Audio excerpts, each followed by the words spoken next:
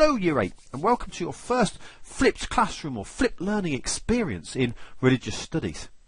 And each time we do this we're going to try and answer a question. And the key question that we're going to try and answer today is, why do we do religious studies? Now, many people in the country might argue that we do religious studies because most people in our society believe in God. Indeed, about 10 years ago it seemed that 88% of people in the world believed in God. But that's on a decline. Actually, believing in God is on a decline because in the year 2000, just 5 years before then, 96% of people seemingly in the world believed in God. Now, certain things happened in those 5 years that made people question his existence. And that drop might be because of that. And we haven't really got any figures at the moment to see how many people 10 years nearly later believe in God. But it's interesting to note that still 95% of all people in America believe in God. Now that's different from people in the UK. In a recent poll, only 49% of people in the UK believed in God. Now the important thing is, however, is that those people in the UK do actually play a role in society. So the first reason why we do religious studies is many people believe in God. And the second one is because we're going to go out into that society and we're going to work with people who follow a religion.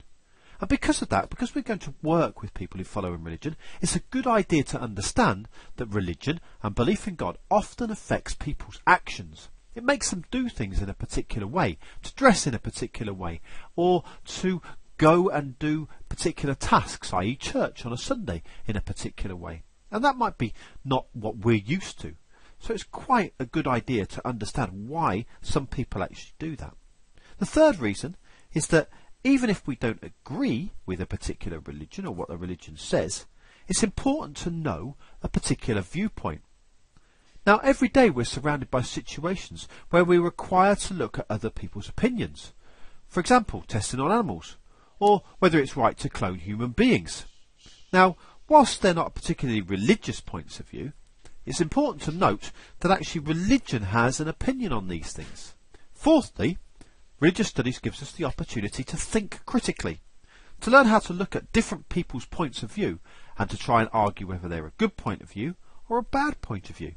And that could go right the way from asking big questions like, does God exist, or is there life on other planets, to other things about whether it's right or not to have certain medical procedures happen, like should we test on animals so that human beings can actually get better in the future. But the most important reason why we do religious studies here at Droitwich Spa High School, ladies and gentlemen, is to get you to ask questions. Now, you've been asking and answering questions in religious studies since you came in September. And that's the key thing, really, is to ask those big questions. And over the next 3 or 4 years, we're going to be looking at such massive questions as does God exist? Or what is out there? And whether something's real, or what happens when we die. And we're also going to look at ethical questions, like whether it's right or wrong to test on animals. And these are the key kind of ideas to look at not only what we think, but also what other people think. And if we can actually do that, then we can truly form our own opinions and ultimately answer the question that I will keep putting forward to you this year: what do you think?